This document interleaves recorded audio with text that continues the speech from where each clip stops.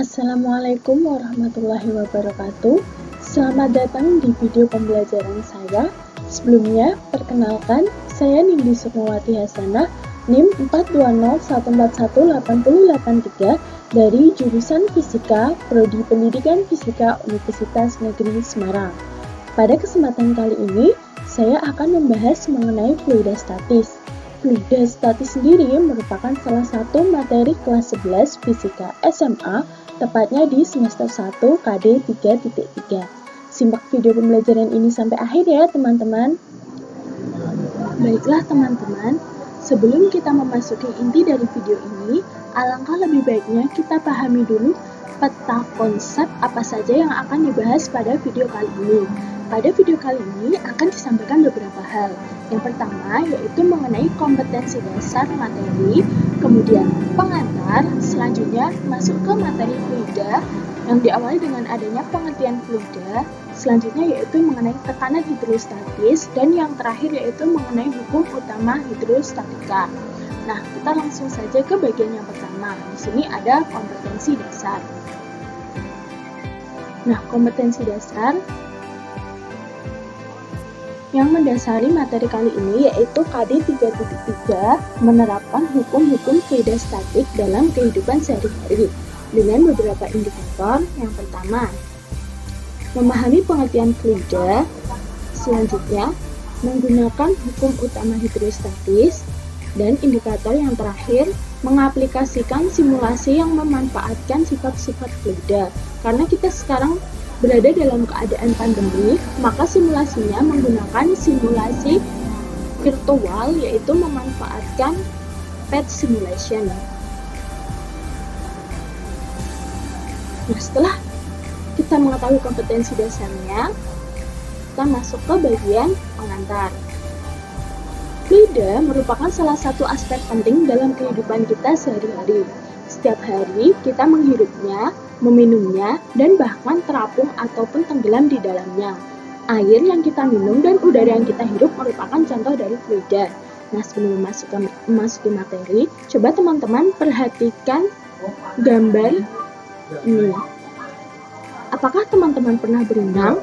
Menurut teman-teman, apakah aspek tersulit dari berenang? Apakah latihan mengambang, meluncur, atau pada bagian menyelam? Ya, dibanding berbagai aspek berenang yang lain, menyelam adalah kegiatan yang paling susah. Ketika kita menyelam, badan kita seolah terangkat ke atas, sehingga kita membutuhkan usaha lebih untuk bisa mencapai dasar. Apalagi jika kita berenang di laut. Semakin dalam kita menyelam, pasti akan merasakan sakit di bagian kepala. Tidak jarang, telinga kita juga akan terasa pengang karena tekanan di bawah air. Nah, kira-kira kenapa ya hal itu bisa terjadi? Coba teman-teman renungkan terlebih dahulu. Jawaban dari pertanyaan tersebut dapat teman-teman dapatkan pada video ini. Jadi, simak terus videonya ya teman-teman.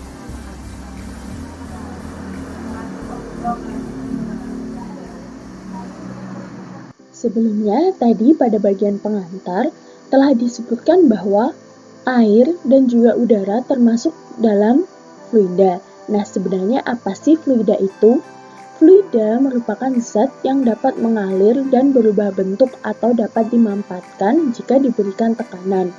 Zat cair dan gas merupakan contoh dari fluida. Mengapa zat padat tidak termasuk ke dalam fluida? Karena zat padat tidak mengalir dan tentunya zat padat sulit untuk dimanfaatkan. Kemudian ditinjau dari keadaan fisiknya, fluida dibedakan menjadi dua, yaitu fluida statis dan fluida dinamis. Nah, sesuai dengan materi kita pada kali ini yang akan dibahas yaitu hanya mengenai fluida statis ya teman-teman.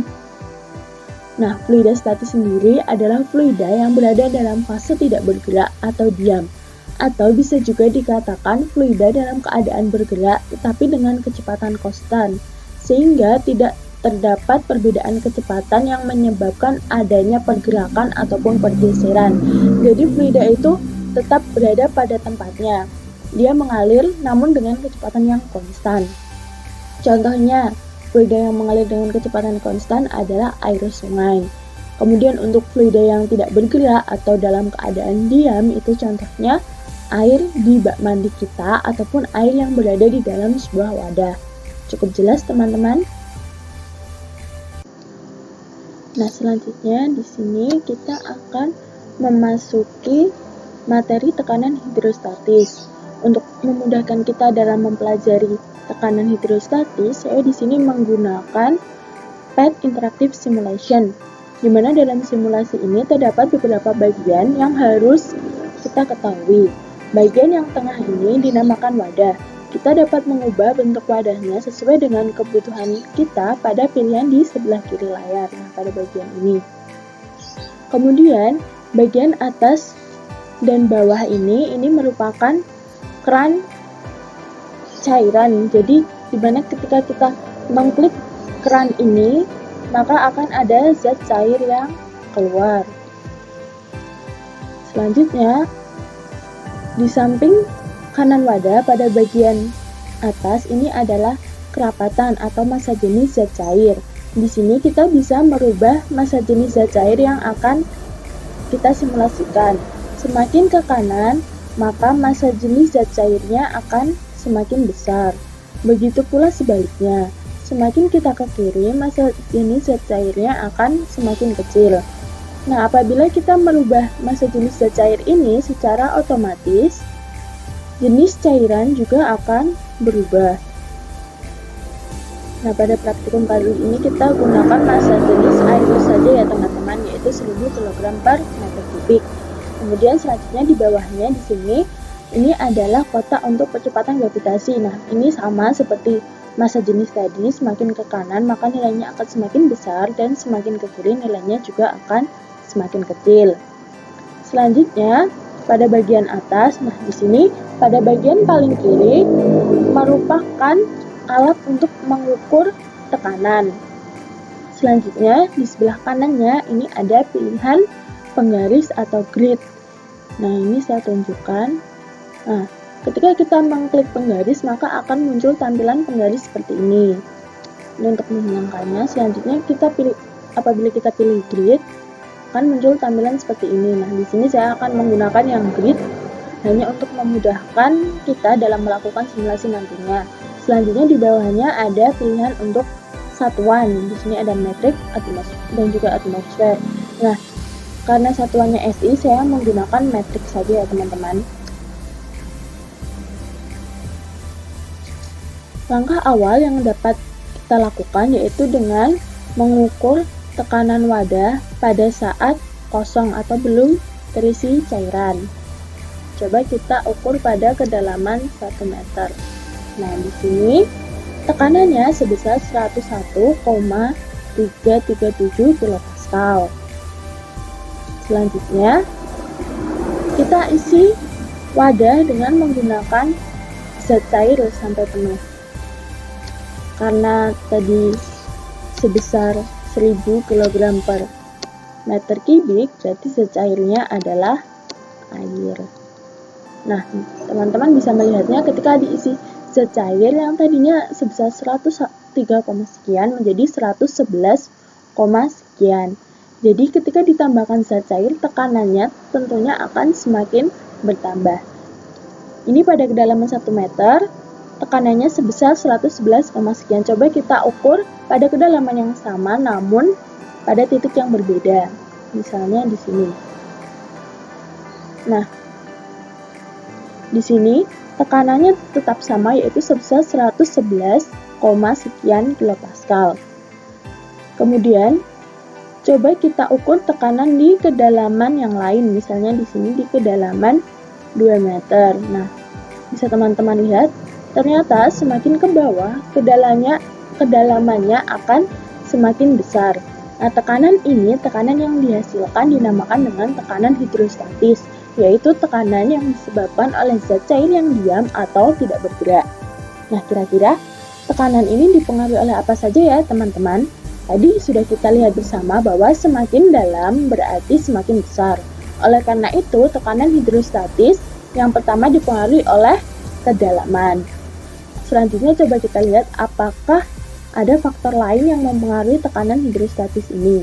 Misalnya ketika kita menambahkan massa jenis dari zat cair. Nah, ternyata Semakin besar massa jenis zat cair, semakin besar pula tekanan hidrostatis yang dihasilkan.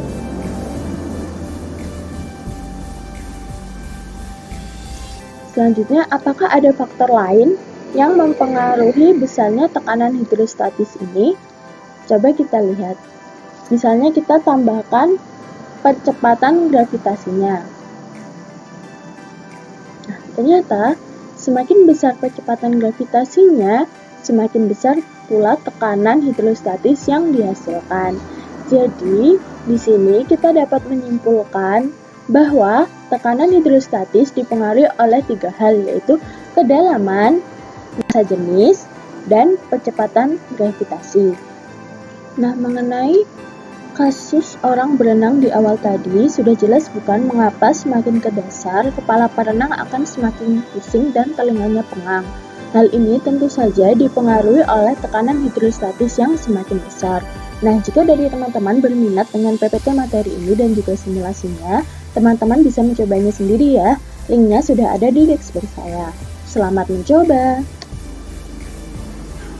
Nah, tadi setelah kita melakukan simulasi dengan menggunakan simulasi PET, kita dapat mengambil kesimpulan bahwa tekanan hidrostatis adalah tekanan yang disebabkan oleh zat cair yang diam atau tidak bergerak.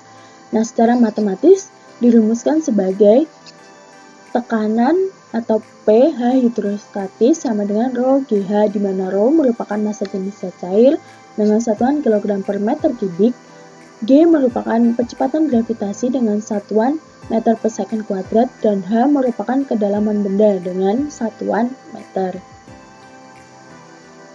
Nah, selanjutnya agar teman-teman lebih memahami mengenai tekanan hidrostatis, mari kita langsung masuk saja ke contoh soalnya. Di sini disebutkan dalam sebuah bejana diisi air karena air maka rho-nya sama dengan 1000 kg per meter kubik dengan ketinggian airnya adalah 50 cm. Jika G sama dengan 10 meter per second kuadrat dan tekanan udara sebesar 1 atmosfer, maka berapa tekanan hidrostatik di dasar bejana? Nah, langkah awal yang harus kita lakukan yaitu menuliskan terlebih dahulu hal-hal apa saja yang diketahui. Nah, di sini yang pertama diketahui ada rho sama dengan 1000 kg per meter kubik. Selanjutnya ada H sama dengan 50 cm. Kemudian karena satuan SI untuk tekanan adalah Pascal, maka kita ubah dari 1 atm menjadi 10 pangkat 5 Pascal. Nah, selanjutnya tekanan hidrostatis di dasar bejana dapat dihitung dengan menggunakan persamaan rho GH. Dengan rho sama dengan 1000, G sama dengan 10 dan H 0,5, maka didapatkan tekanan hidrostatis sebesar 5 kali 10 pangkat 3 Pascal. Selanjutnya yaitu mengenai hukum utama hidrostatika yang berbunyi semua titik yang terletak pada bidang datar yang sama di dalam zat cair yang sejenis memiliki tekanan mutlak yang sama. Persamaannya PA sama dengan PB. Kemudian rho A G HA sama dengan rho B G HB. Dan karena G atau percepatan gravitasi di tempat tersebut sama, maka dapat kita hilangkan dan didapatkan hasil rho A HA sama dengan rho B HB, dengan rho adalah massa jenis cairan dan H merupakan kedalaman fluida. Selanjutnya yaitu ada manfaat hukum utama hidrostatika. Setelah tadi kita mempelajari mengenai bunyinya dan juga persamaannya, selanjutnya kita akan membahas mengenai manfaatnya. Nah, yang pertama di sini dapat digunakan untuk menentukan massa jenis zat cair lain jika massa jenis suatu zat cair sudah diketahui. Kemudian dapat digunakan untuk menjelaskan hukum Pascal. Dapat juga digunakan untuk menjelaskan prinsip kerja manometer dengan pipa U berisi zat cair, misalnya raksa, baik dalam pipa terbuka maupun pipa tertutup. Nah, selanjutnya dapat digunakan untuk menjelaskan percobaan Torricelli. Dan yang terakhir dapat digunakan untuk menjelaskan prinsip kerja barometer menggunakan pipa berisi raksa. Nah, sekian yang dapat saya sampaikan, kurang lebihnya mohon maaf. Semoga video ini dapat bermanfaat bagi teman-teman semua. Apabila dari teman-teman memiliki kritik, saran, ataupun pertanyaan, boleh disampaikan melalui akun email saya, yaitu di nindisukmawati29@gmail.com atau nindisukmawati29@students.unes.ac.id atau mungkin melalui Instagram di @nindisukmawati29. Sampai jumpa di video selanjutnya. Terima kasih teman-teman. See you.